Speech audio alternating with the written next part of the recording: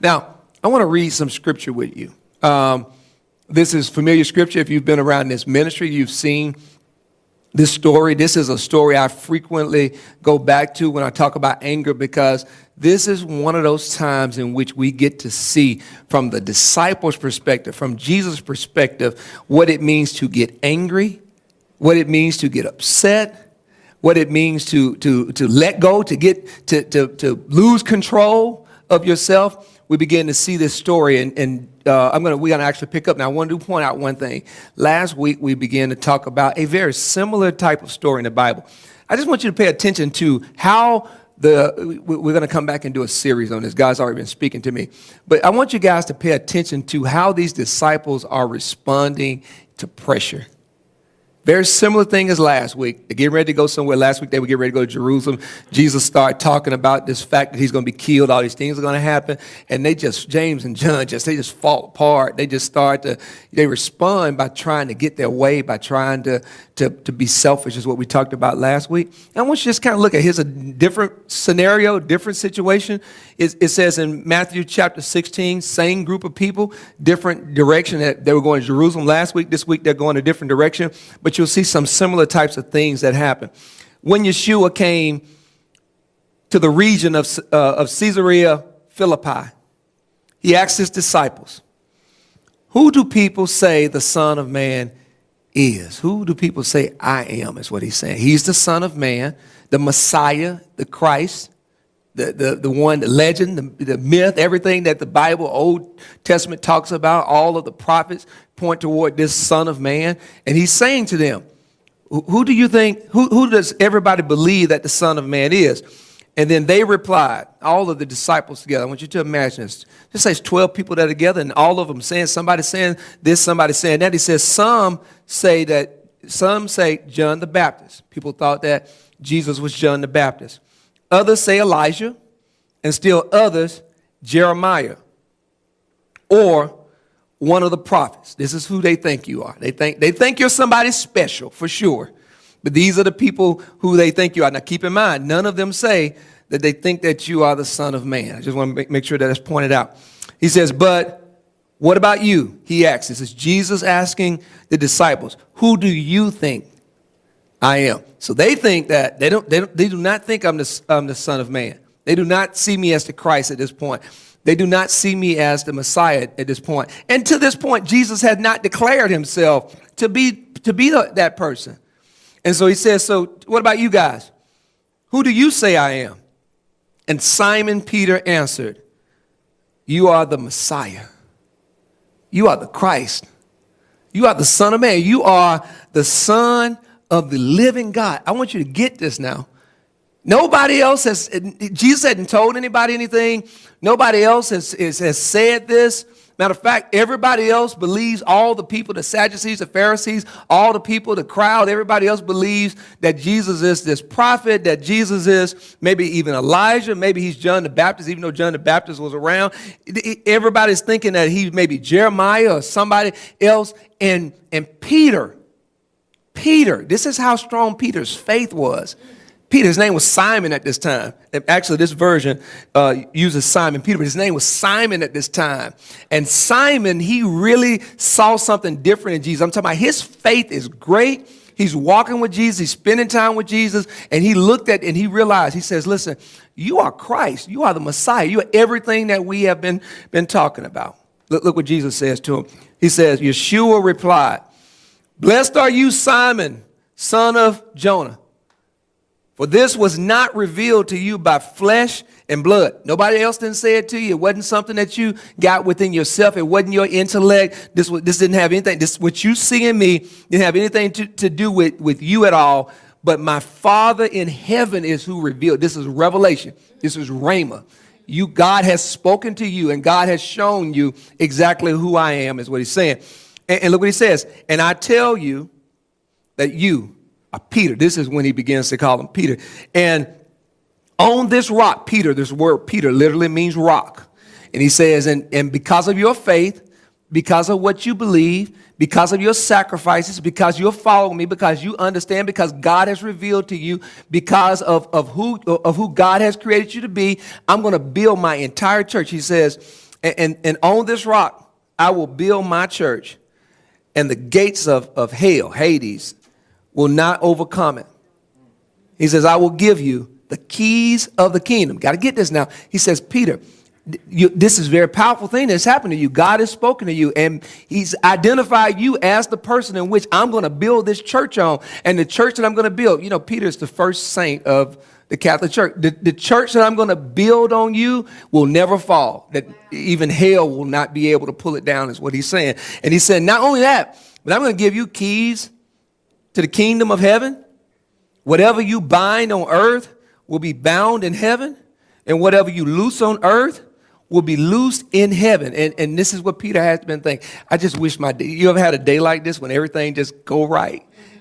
I got a call from somebody Friday, and I just said to myself, I wish my day would that this was the end of my day right now. Like, I don't want to go to any more meetings. I don't want to talk to nobody else. Like, this is the best news I've ever gotten in my life. I've never felt this good. I wish that my day would just stop right now, because I know, like you know, that sometimes, even when we have a day like this, even when we get news like this, even when things go great like this, that we have this thing on the inside of us that tends to kind of mess it up. And as we read a little bit further, it says, then he ordered his disciples not to tell anyone that he was the Messiah. From that time on, Yeshua began to explain to his disciples that he must go to Jerusalem and suffer many things at the hands of the elders, the chief priests, and the teachers. Remember, this is the same news he shared last week when James and John began to think about themselves and began to want the higher position. And that, look what he says, he, talking about Jesus, must be killed and on the third day be raised to life. Same information. Now, they've heard this before, but for whatever reason, we don't understand it. But for whatever reason, Peter, on his good day, on the day he got the keys to the kingdom, on the day he was acknowledged as the person that God spoke to, on the best day of his life, for whatever reason, Peter gets enraged. He gets this anger. And I want you to pay close attention to this. Peter took him, capital H, took Jesus, capital H, lowercase Peter, took him. I know you got the keys to the kingdom. I know you've heard from God, but this is a capital H him. This is Jesus aside. And he began to be angry, rebuke him. He began to put Jesus into his place. Never, Lord, he said, this shall never happen to you. He's rebuking Jesus. And this is what Jesus said. Jesus says, he turned to him and he said to Peter, get behind me, Satan. He says, get behind me, Satan. You are a stumbling block. He just said the keys of the kingdom of yours. He just went through this thing. God talked to you. He just went through this thing. I'm going to build a church on you. And this one fit of anger, this one not being able to control his anger, this one allowing this easy thing that he'd heard before, it wasn't the first time he heard about it. There's no really good reason why Peter would turn and rebuke the uppercase him, the Jesus Christ himself, other than he lost control of his anger. He says, get behind me, Satan. You are a stumbling block to me. You do not have in mind the concerns of God, but merely you being selfish, just your own human concerns. Look what he says. Then Yeshua said to his disciples, whoever wants to be my disciple, you have to have self-control. You have to deny yourself. You have to take up your cross. You have to follow me, but it starts with you having self-control. Father God, we come to you now in the name of your Son, Yeshua, the Christ God. We come praying and believing in your promise. I said every week that you will never leave us and that you will never forsake us, God. Even when we go through fits of rage and anger, you never leave us. You never forsake us. Even when we're mean to people, even when we're angry to people for no good reason, you won't leave us. And you won't forsake us. Matter of fact, your word says that if we allow you to renew our minds, that you'll go as far as transforming us. And so, God, that is my prayer today, that you would allow the fruit of the Spirit of self-control to be inside of our hearts like never before, so that we may control our anger in every instance of our life. Remove the temptation to be easily angered and allow for us to be changed, transformed people. And we pray this in the name of your Son, Yeshua the Christ. Amen. Amen. Amen. You may be seated in the presence of the Lord. Thank you so much again for being here. We've been in this wonderful series called Love Matters. We've been going through 1 Corinthians chapter 13. We're in verse 5 now. Every week we've been going through it commandment by commandment of what Paul tells us are those things that make up love. And every week we've walked out of here, transformed people. We walked out of here with the ability to be able to see ourselves in a different way. And this is my hope and this is my prayer, because this is where this whole love series really takes shape. You know, today we're going to start talking about this thing that happens inside of Peter's life. We're going to start talking about how this thing happens inside of our lives, and we're going to be looking toward Christ himself to do a transformation inside of each and every one of us so that we can get to this place where we have control over our anger. And anger is a big issue. Anger is a big issue in the country, in the world in which we find ourselves in, and it's no different than in this time. I mean, we see some anger that doesn't make sense to us. We see some stuff like road rage. We see some stuff happening around us just doesn't make sense to us. I was reading the other day about these they've started this Facebook site. These are people who really hate to be around people who jog, who walk too slow at the track. And so they've started this 20-some thousand people who are angry at people who are jogging and not moving fast enough on the track. And so they started this Facebook page. It is an amazing world in which we find ourselves in, because depending on what happens, you have the authority to be angry regardless of the situation. You know, there was a time when anger was reserved to the biggest things in life, but now anger is something that we see with the smallest things possible. And for many of us, we understand exactly what Peter is going to. We have gotten to situations, it doesn't have anything to do with our day, how wonderful things are going, how great things are going in our life. Some of us have had days like what Peter has shown us, what Jesus shows us inside of the scripture. Some of us had days like that where everything was going great.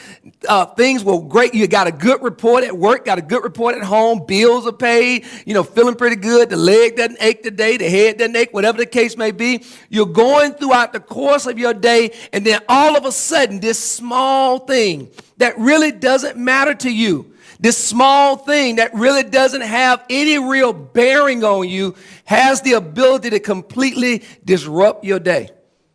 And this had to have been what Jesus had to have been thinking about when Peter all of a sudden begins to rebuke, takes him to the side.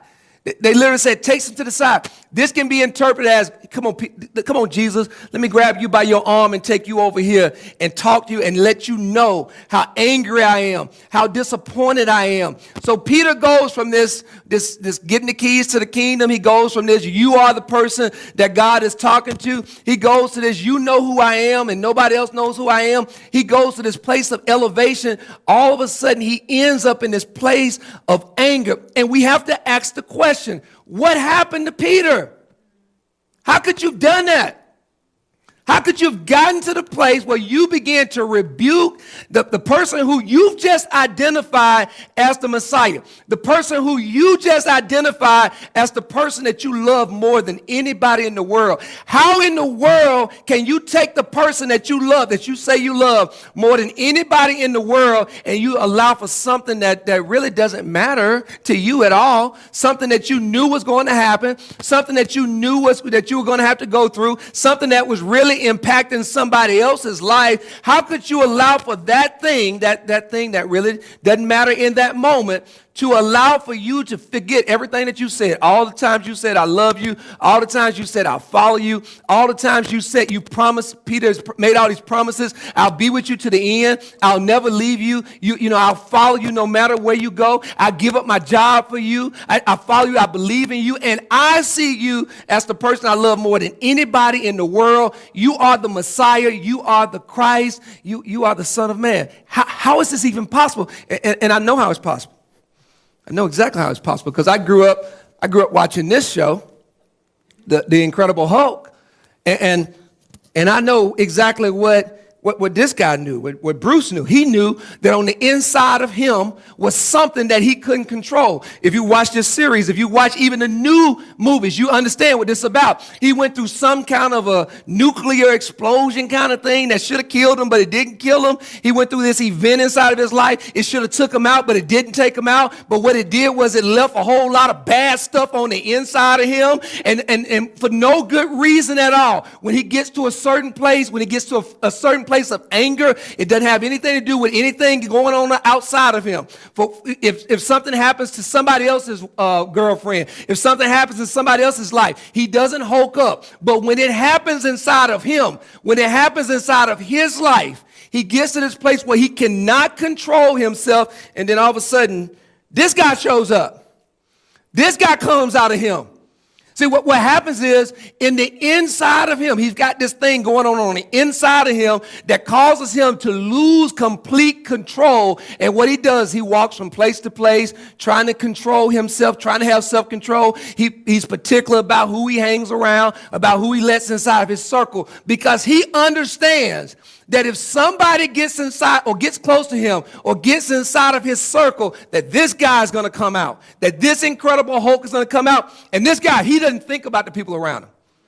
This guy, he is dangerous to everybody around him. When this guy shows up, he doesn't listen. The person that he's supposed to be protecting is in danger. He doesn't want people close to him because he knows when this guy shows up, it's all hell to pay when this guy shows up.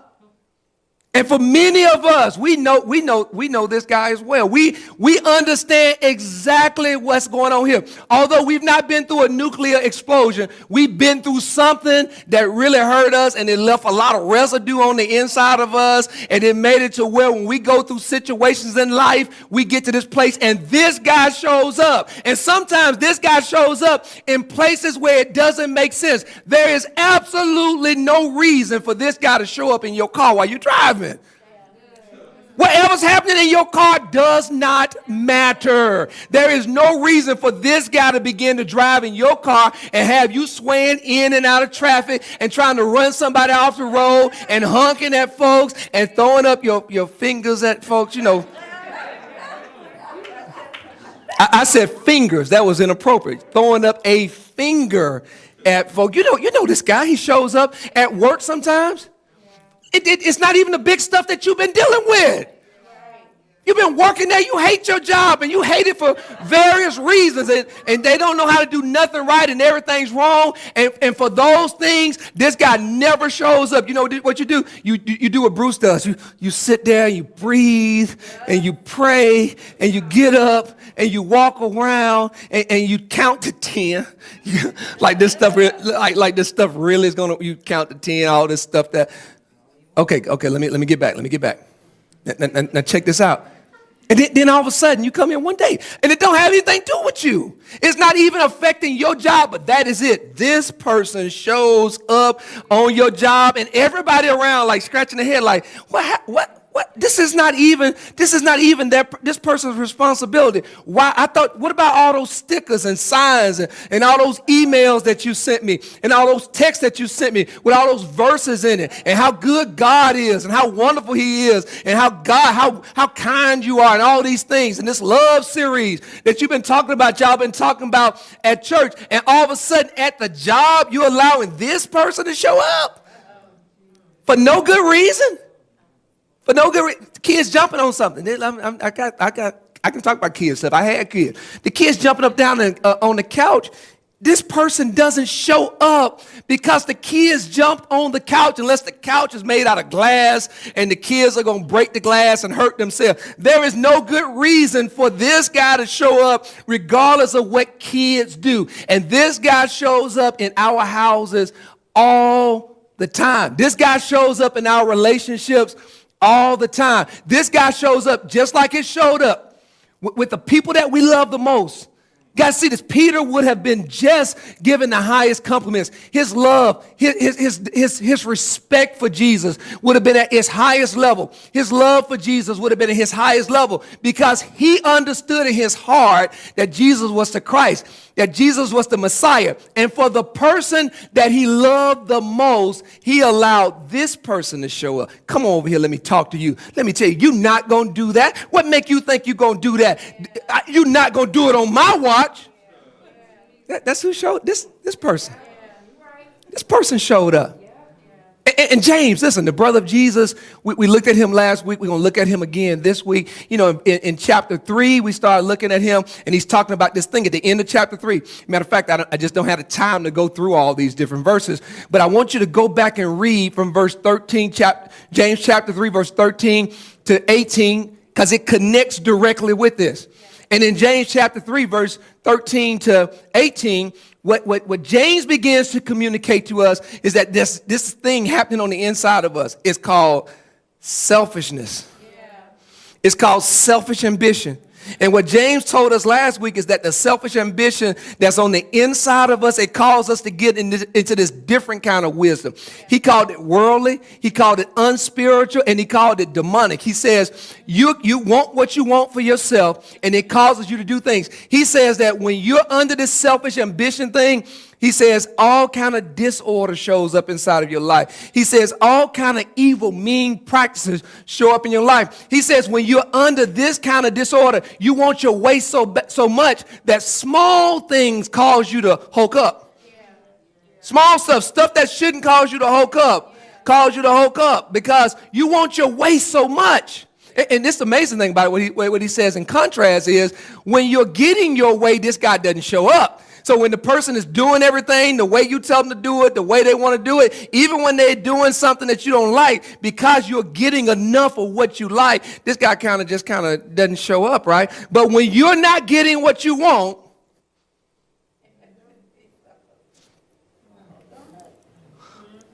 any of y'all know him?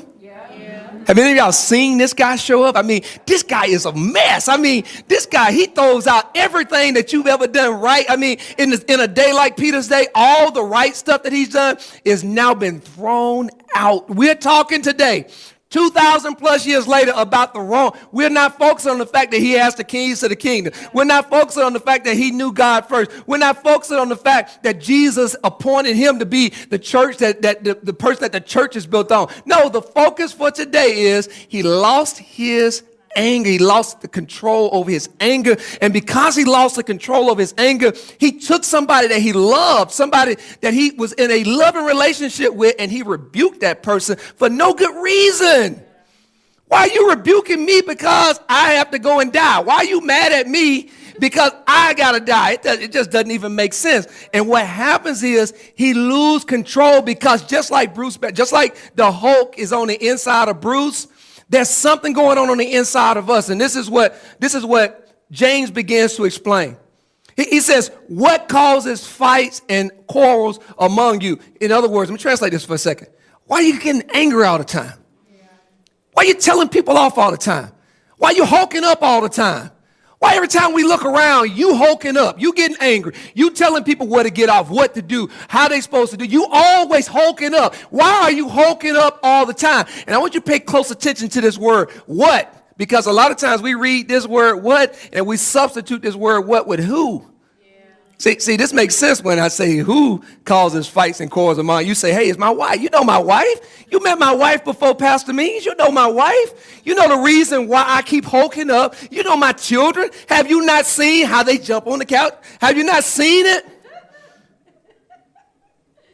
You know my husband, you know my situation. You know the people that I work with. You know those clowns down at my job. You know the people you know my family. You know how my sister, how my brother acts. You know how my mom did me. You understand how my father was never around. Yeah, I'm still mad at him because he never showed up. He was never around. And so sometimes I just hulk up because I can't deal with it. I hulk up at you. I hulk up at this person. I hulk up at work because of all these things that have happened on the inside of me. And it makes sense to us when we change this word to who. But this is what James says. He says, not who, what's causing it. He says you need to stop focusing on who's causing it. You need to stop focusing on what the kids are doing. You need to stop focusing on what the wife or what the husband is doing. You need to stop focusing on what your friends are doing. You need to stop focusing on what the administration is doing. You need to stop focusing on what they're doing down at your job. You need to stop focusing on what your mom did or is doing, dad did or is doing. You get it. He says you need to stop focusing on what somebody else is doing, and you need to get to the core of what's really going on, the reason why you woke up. The reason why you woke up, he says, doesn't it come from your desire that's battling on the inside of you? I mean, if you really think about it for a second, are you really mad at the person in front of you in traffic? Or are you upset because you're supposed to be somewhere in 5 minutes and you're 10 minutes away and you think the issue is the traffic? But you left that late going from home to wherever you have to go. You had all morning to get up. Can I just stay up for a second? Can I stay up for a second? You had all morning to get up and to get yourself together. You could have been on time. You could have been before time. You could have been prepared. But instead, you sat there and you just watched television and you just sat on the edge of the bed and did nothing all that time. And now you mad at somebody because they have done everything right and they're not in no hurry and they're not rushing and they're driving the speed limit.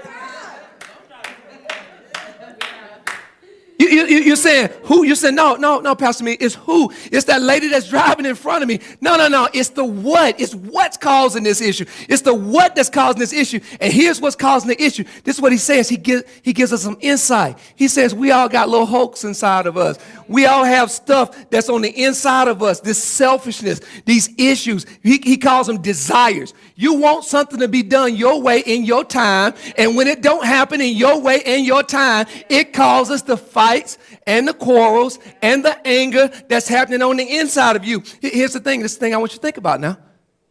Who's been present in every single fight and quarrel and angry outburst that you've been a part of? Who's been present in all of them? Who's been the one person that's been in every fight, every quarrel? I'm talking the ones you won, the ones you lost, the ones that made sense, the ones that don't make sense, the ones they didn't make sense. They made so little sense that you don't even remember. You don't even remember why you haven't talked to a person and talked to them for 5, 10 years. Don't even remember what they did. Who is the person that was present in every single one of your fights, in every single one of your quarrels? It's not the who, it's the what. He said, what's causing the fights? Don't they come from you wanting things to go your way? You having your own selfish ambition. You wanting a person to act a certain way. You wanting the kids to act a certain way. You wanting the wife to act a certain way or the husband to act a certain way. You have a plan for your siblings and you want them to act a certain way. And when they don't act that way, now all of a sudden you and this sibling, y'all fighting and quarreling. You got this person at work. You got a boss and you have decided what that boss is supposed to do and say. And when that boss doesn't do and say the things that you desire for that person to say, then the Hulk shows up. Right? Is this making sense to anybody? And look what he says. You desire, but you don't have. You desire. This is not an issue to desire. The issue, the Hulk shows up when you desire something, but you can't get it. And then all of a sudden, everybody has to see the Hulk show up. And listen, when the Hulk show up, it's harmful, dangerous. It doesn't matter who's around, husbands and wives. When the Hulk shows up, it doesn't matter. Our kids are sitting there looking at us. And here, I got to talk to you for a second because we need to get this stuff out of our love. The Hulk shows up and you and your wife are sitting there and the Hulk shows up and all of a sudden your kids are sitting back watching the Hulk destroy. And that's the thing about the Hulk. The Hulk doesn't care. And let one of the kids say anything. That Hulk will turn on that child. Mind your own business. You have no right to be talking, to be saying something inside. I'm just talking about my house. I'm not talking about anybody else's house. The Hulk doesn't care. It destroys everybody. It destroys everything because the Hulk is our anger at its worst place. Yeah. He says you desire, but you don't have. Because you don't have, you're willing to kill. Listen, every murder starts off this way. Every murder, even serial killers they want something that this person has. They want control.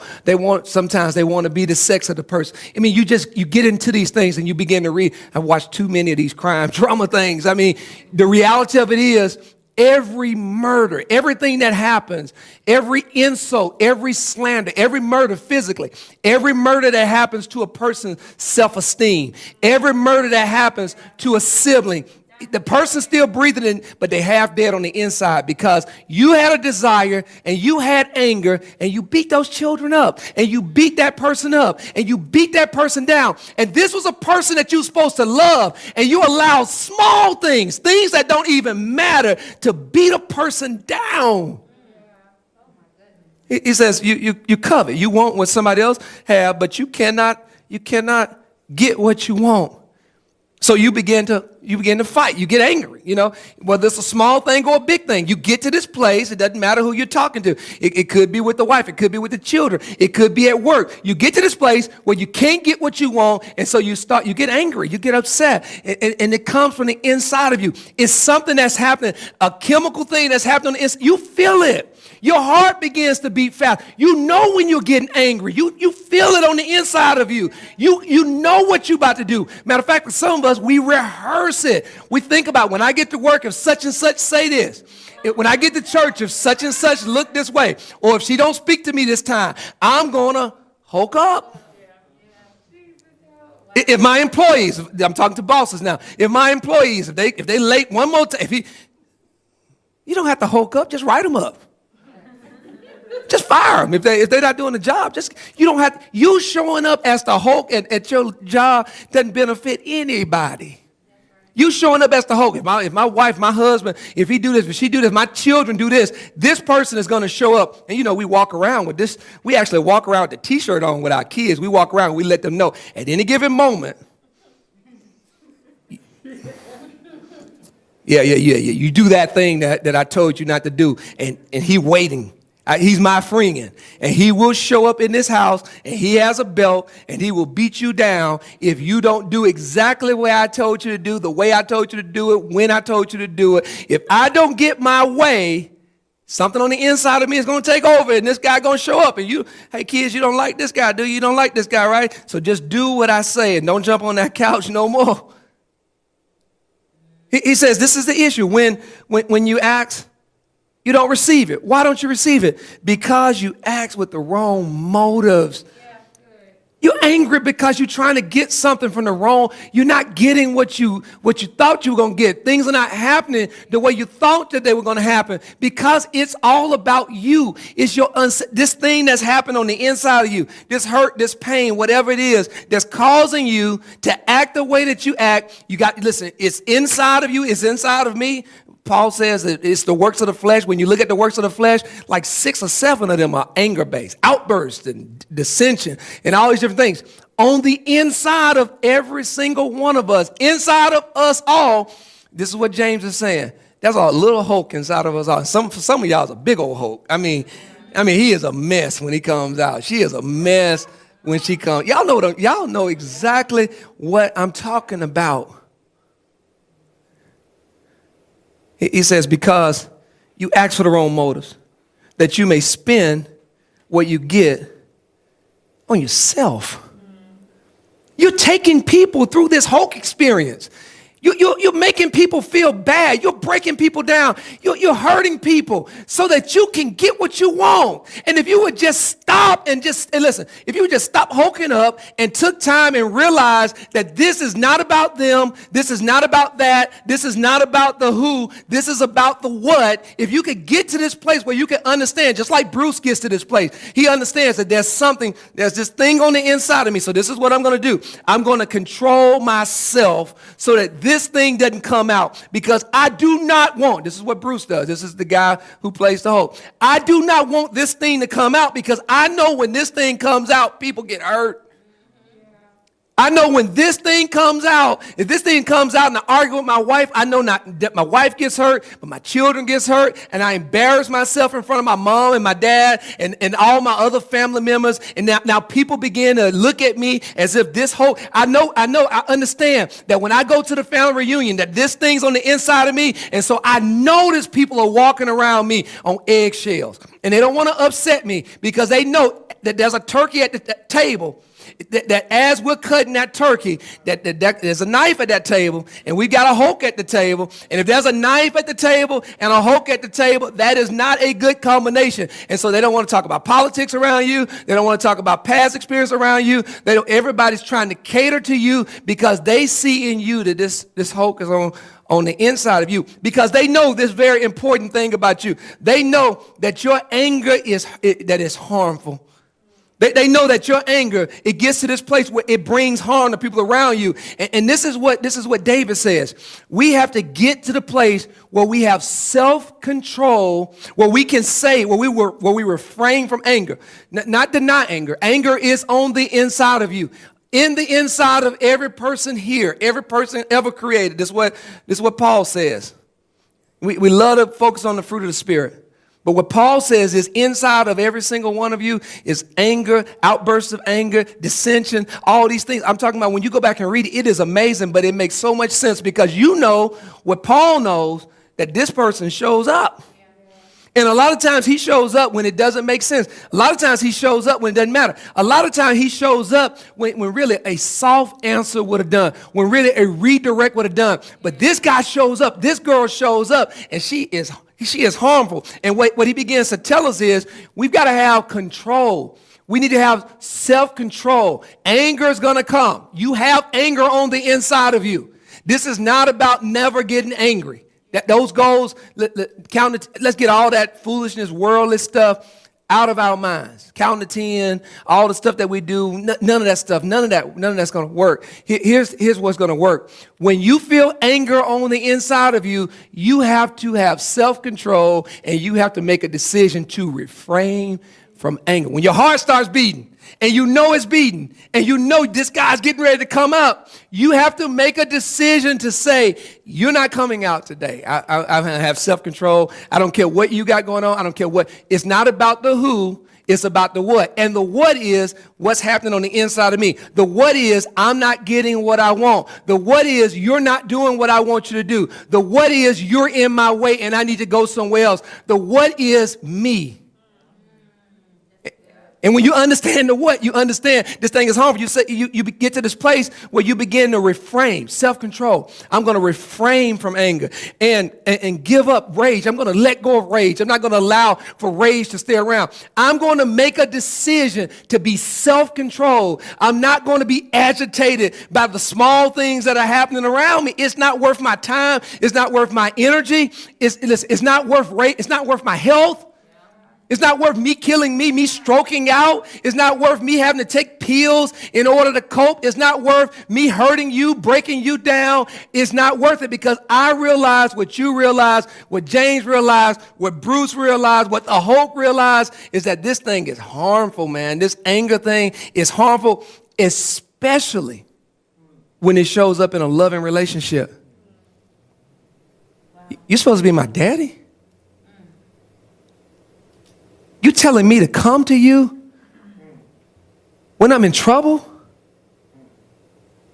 Sorry, Sloan. But you the same person that's going to beat me up and beat me down and you're going to hulk up on me all my whole life. And now all of a sudden I'm supposed to be able to come to you at 18, 19, 20 years old. After you've been the Hulk my entire life, after from as far as I can remember until this very moment, you have been the Hulk, and now you want me to be able to come to you when I'm having a challenge in my life. You want me to be able to say something. You want me to be able to share something to you. I'm afraid that you're going to Hulk up. You've been my mother all this time, and all you've done is hulked up on me, and I'm raising this, I'm doing this, I'm trying to make you better, and all you do is hulk up on me, and every time I turn around, no matter what I'm going through, you hulking up on me, and now all of a sudden you want to sit on the edge of my bed and want me to confide what's going on inside of me? You've been my wife. You've been my wife all this time. And every time I leave something on the ground or every time I don't let this toilet seat down, you hulk up. The Hulk is showing up for minor things. Socks on the ground. And I'm talking about Shaq. I'm not talking about Shaq. Socks on the ground. Stuff like that. And check this out. Now all of a sudden I got this thing going on, this temptation going on. And I'm supposed to be able to sit down and talk to the Hulk about this thing that's going, these texts that I've been receiving, this. All my life, you've been my biggest sibling, and you've hoked up over me my entire life. I love you. I respect you. I've tried to do everything. And even as now we both adults, and you still hoking up over me. You still telling me who I did. You still bringing up the stuff I did wrong. You still the first person to beat me down, to say ugly, nasty things to me. And I'm supposed to love you. Now I'm supposed to come to you. I've got this situation going on in my life, and I need my sister. I need my brother. I don't have anybody else to turn to. And you've been hoking up at me my whole life, and now I'm supposed to be able to put that to the side. That's what Paul says. Got to get this. That's what Paul says. He says, love, it doesn't, look what he says, it's not easily angered.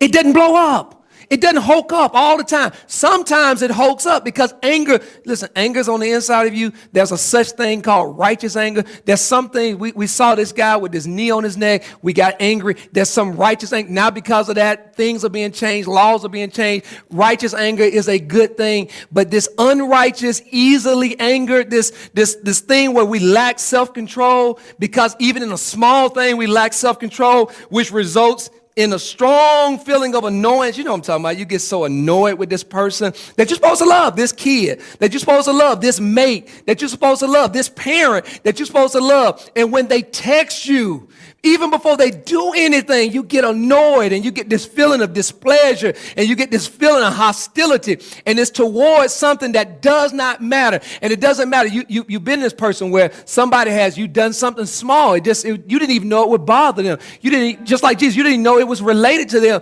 But yet and still they're hulking up on you. And what Paul begins to communicate to us, he says, listen, got to get this, that we have to get to this place where we have self-control and we don't allow easily. There's going to be times in every relationship when anger is going to be justified. There are going to be some times in every parental relationship when the kids are going to do something and it's going to require anger. You don't spat a rod. It's going to require some level of anger. There are going to be times in every marriage when there will be righteous opportunities, plenty of righteous opportunities to be angry, to work together toward a new solution. There'll be times in every sibling relationship. There'll be times at work when righteous anger should show up, but we should never allow for easy anger to show up. We should never allow this guy to show up whenever he wants to, how often he wants to. It just doesn't even make sense. And when you start to put this back into the scriptures and we start looking back at verse 1, he's basically saying, if I can speak, but listen, I'm not controlling what I say, and I'm saying angry things, and I'm saying mean things, and I'm saying hurtful things. He's saying if I can speak in tongues, doesn't matter how many tongues, how many languages. If I'm cussing you out in French, I'm cussing you out in Spanish, I'm cussing you out in English, it doesn't matter. If I'm cussing you out, it doesn't matter what I'm saying. He's saying if I have this knowledge, and I can fathom all mysteries, and I have all knowledge, and I have this faith, and I believe like never before. But I don't have self-control for my anger. I blow up and cuss people out. Doesn't matter what kind of we've seen this. Doesn't matter what kind of a visionary person you are. If you don't treat people nice, they're not going to follow you. It doesn't matter what God has shown you. It doesn't matter the vision that God has given you. It doesn't matter the mission. That uplift is not going anywhere if I'm cussing people out and being mean to people and putting myself above people and getting angry at people all the time. And if this person shows up all the time at uplift, none of you guys are going to hang around uplift. It doesn't matter what I know. Doesn't matter what I believe. Verse 3, he goes a little bit further. He says, if I give all I possess to the poor, if I give everything that I have, if I give it all away, but I do not have control over myself, and I'm continuing to be mean and be angry and allowing for the easy stuff that doesn't matter to allow me to go off on people. He says nobody wants to receive anything from a person that's angry, that's upset, that's yelling at them, that's fussing at them. He says we gain nothing. And what it means, when we start to look at it, this is what it means. It says that words without self-control, without you controlling your words, without you not being angry, without you not being mean, that all your words without self-control, they're just angry. He says that knowledge without self-control, it is absolutely hurtful. So you know something about me, and now you're being angry with me, and you're saying mean things to me. It is absolutely hurtful. That faith without self-control is painful. For somebody to tell you to believe in this, that they believe in you, but then every time you turn around, this is how we do, parents. I believe in you. You're going to be great. You're going to graduate. You're going to do all these wonderful things, and then the Hulk shows up. Sometimes in the same do you realize that sometimes parents, we have this experience where we do all these wonderful things, and in that same instance, the Hulk shows up. He says that faith without this self-control is painful. He says that giving, if you're giving to somebody and you're angry when you're giving to them, all you're doing, you've got the self-control issue going on. You don't have any self-control, and you're angry and you're talking down. All it does is it belittles the person. And what Paul begins to communicate to us is a very important thing. That when it comes to love, self-control matters. It means something what you say. It means something what you believe. It means something, the faith that you have in a person and the way that you communicate that faith. It means something when you're giving something to somebody and you don't have self-control. You're not controlling yourself. You're not taking the time to understand it from that perspective and position it in such a way where it's not angry, where it's not mean. That this self-control thing happens. If you're talking to somebody and you're not controlling yourself, you just telling them how you feel, and the Hulk show up, that those words become so angry and they become so mean, and that this whole knowledge thing, everything that you're spewing out, it becomes so hurtful and so painful, and it's so belittling. And what Paul is saying is there is absolutely no place in a loving relationship for anger. For easy anger, for you just getting mad for easy stuff, for stuff that you ought to be able to turn for stuff when you at somebody else's house or when you're around somebody else's relationship, you telling that person, oh, don't worry about it. They're just kids. Oh, don't worry about it. He just out mad. Yeah, whatever. Don't worry about it. But when you get home, the Hulk show up. So there's a couple things, and I kind of got these things from a mix of what James begins to communicate, and a mix of what I've seen just watching the various episodes of the Hulk. We've got to get to this place where we make self-control matter, and it's the first place that we have to go. You got to get this. James introduces this at the end, but this is where you need to start. James he says, the reason why you having this anger issue is because you have bad motives. And the reason why you have bad motives is because you have not included God into any of what you're doing. The reason why you're trying to get this, you're unselfish. And literally he says in chapter 3, your wisdom is unspiritual. Your wisdom is worldly. Your wisdom is demonic because you have not included God. And for us, listen, if you have a hope problem, you've got to start here. You've got to start praying for self-control over your anger. Look what David says. He says, search me, God. Know my heart.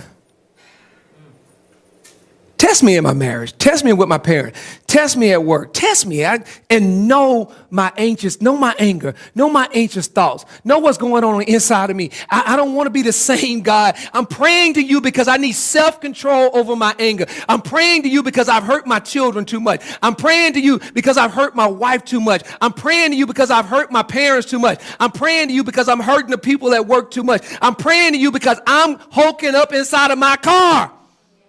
I'm trying to run somebody off the road. And that's not right, God. I know that's not the right thing for me to be doing. I'm praying for you because whenever I see the administration, whenever I see the news, whenever I see this person on the news, I get so angry. The hope just begin to show up. And it doesn't matter how my day's going. When I see this person on the news, when I see this person at work, when I see this person in the bed with me, when I see this person in the kids' room, when I see this person, the hope just takes over to me. So God, search me. God, search my heart. God, test me. Understand the anxiousness of my thoughts. So help me to see if there's any offense on the inside of me. Help me to see if there's any offensive way on the inside of me. Help me stop focusing on the who and start focusing on the what. Start focusing on the reason why I'm so hurt. Start focusing on the reason reason why I keep hulking up. Stop focusing on the reason why these small things keep bothering me. Help me to understand if there's any offensive way in me and lead me. Look what he says. Lead me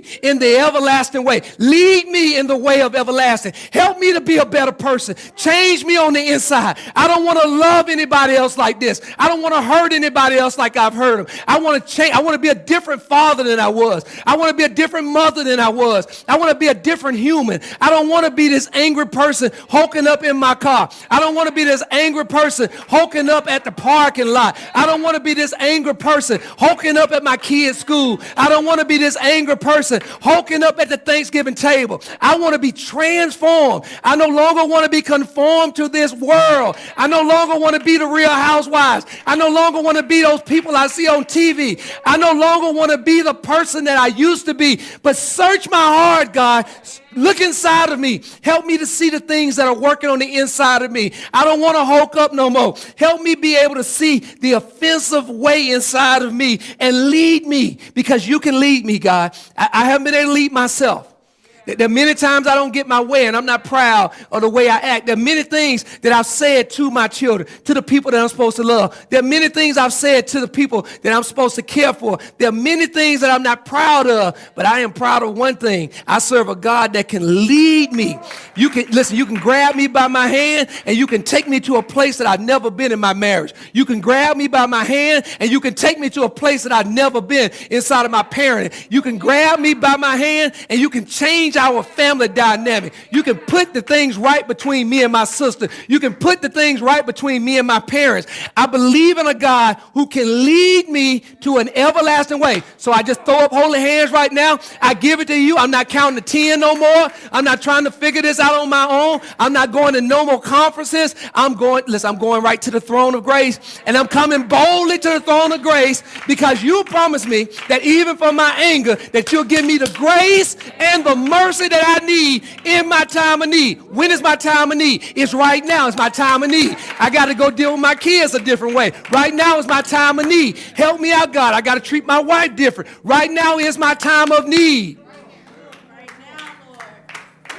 They say once you start praying for self-control, you got to get to this place. I got to get this now. You got to begin to control, because God will give it to you. He'll give you self-control. He will show you the places in your life where you're too anxious, where you allow for these things to happen. He'll show it to you. He'll show you the offensive way that's operating on the inside of you. He'll lead you to this place of everlasting life. And it'll start with you. Just like Jesus said, you got to get to this place. You want to be with me? You got to deny yourself. You got to control yourself. But he's talking to Peter. He says, if you want to get to this place where you don't go off on people that you love, you got to deny yourself. You got to control yourself. And this is what you got to do. If you want to make this self-control matter, you got to get to this place where you control your anger. Look what Solomon writes. He says, the arrogant fool. I called you hope. I called you hope. Hey, online, I called you hope. Solomon called you a fool and an arrogant one at that. Think about that for a second. He says, the arrogant, ignorant person. He says that person's anger is quickly known. What he's saying now, I'm not saying this. But this is what Solomon, he's the smartest man of all time.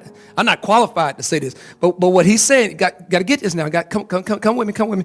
What he's saying is that when you go off and hulk up for little small things, that you are an arrogant fool. He says the arrogant fool's anger is quickly known because he lacks what?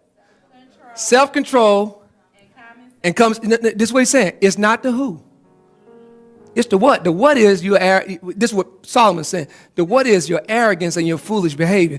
He says the what is the fact that you lack self-control and common sense. What he's saying is a person with self-control would realize that there's no reason to hulk up in this instance.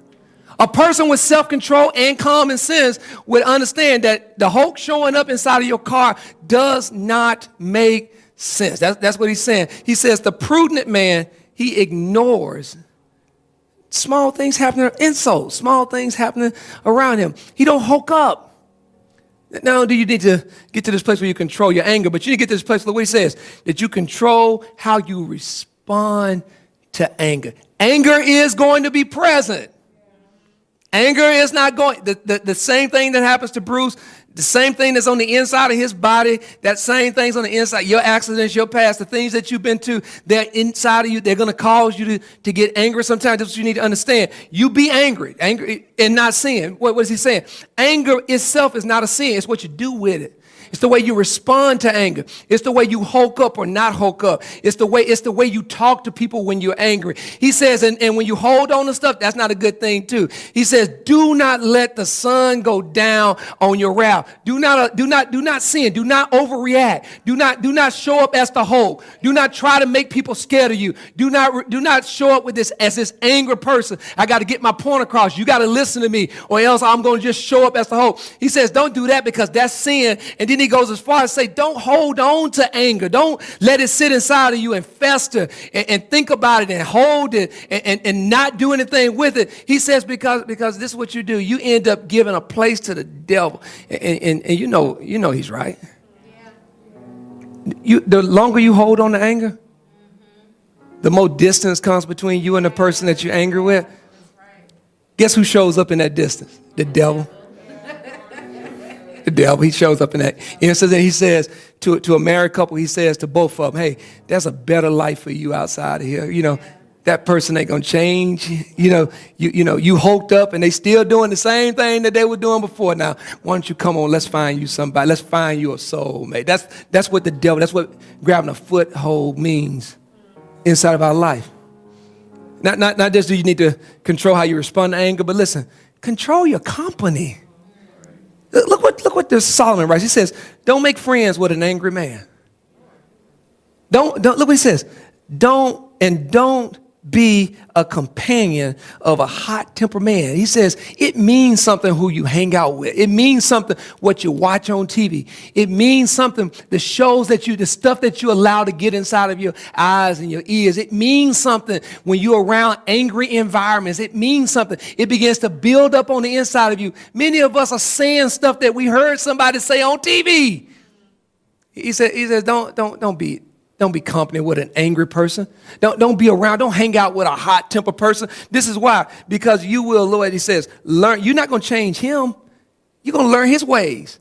And you're going to entangle yourself in a snare. You're going to mess your own. You hanging out with an angry man. You going home. You mess your own marriage up. You mess your own children up. It's what he's saying. You got to control your company. And then check this out. We got these two things that we do every week. First of all, you got to make self-control matter by making this a priority for you. Listen to me.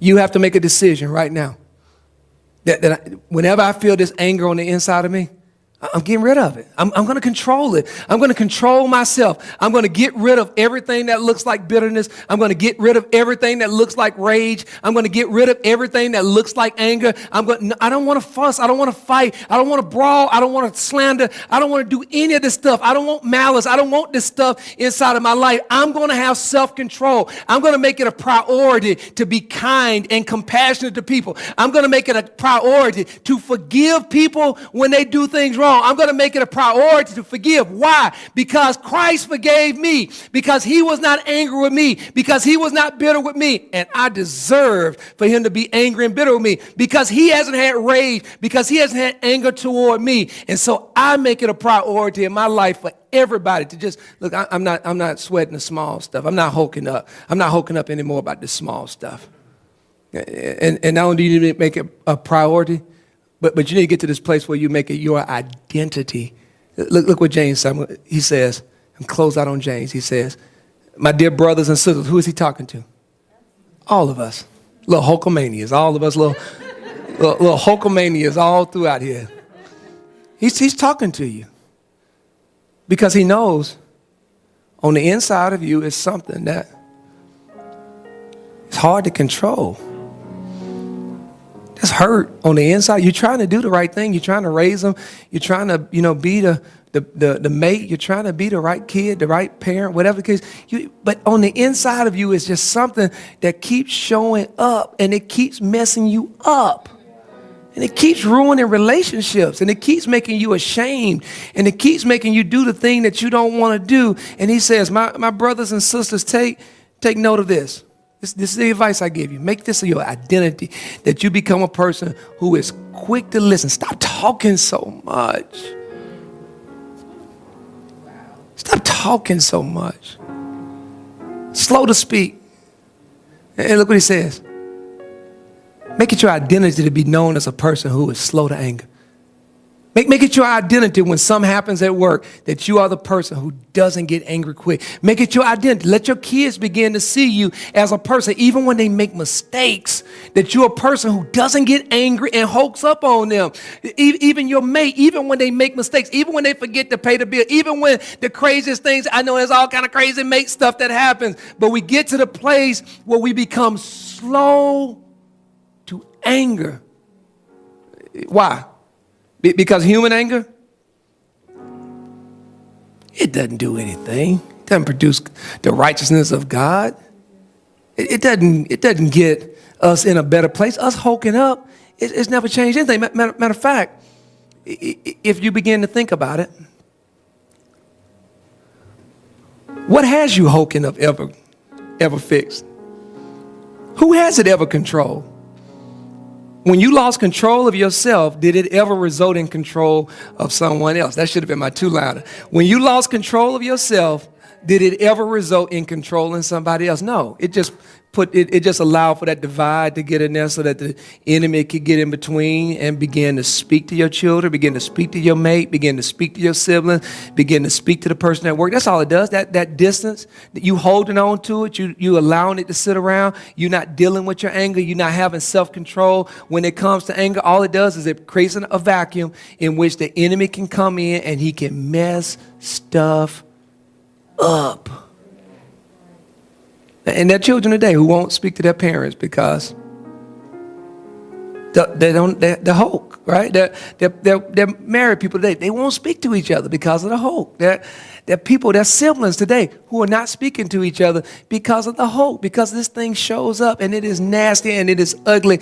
And this is what I want to ask you. What is God saying to you about your little Hulk or your big Hulk? What is he saying to you about the way you allow for yourself to go from, 0 to 100? 0 to 100? How you go from 0 to 100. I know it. I'm a dad. I've done it. We've been playing at one moment and then whipping in the next moment. And it's 0 to 100, man. And a child at that age has no idea what's happening. You know how I know? Because an adult at that age, you don't know what to do when a person goes 0 to 100 on you. I thought this was a loving place. I thought we were in a loving environment. And now you done hulked up. What is God saying to you about your hope, about your little hope, about what you need to do with your anger, about how you need to control your anger? Let me ask you this other question. I want you to imagine what your life would be like if you had self-control over your anger. I want you to imagine what it would be like to be in a relationship with children who were not afraid of you, who were not afraid to share things with you, who were not afraid that you'll hulk up on them, and who wasn't careful. You feel it. You feel people being careful. You walk into the room and everybody just kind of, what would your life be like if at work you kept the hulk out? In your ministry, you kept the Hulk out. In your family, you kept the Hulk out, because that is what God has for you. God has a Hulk-free life for you, but it requires for you to get to this place of self-control. So this week, this is what I want you to get in your spirit. I will control my anger instead of my anger controlling me. Yeah, on the inside of each and every one of us, guys, got to get this now. There's a Hulk. We all Hulkamaniacs. On the inside of every one of us, there's a Hulk waiting to come out and destroy, harm, and tear down everything that we have. But also inside of you is the Spirit of the living God. And his promise is that he's giving you the fruit of self-control. And that regardless of what's happening in your life, you have the opportunity. You have everything that you need to love people and not be angry and not get angry easily. And that is the life that God has for you. That is the marriage that God has for you. That is the relationship that God has for you. That is the job that God has for you. To God be the glory. Amen. Amen.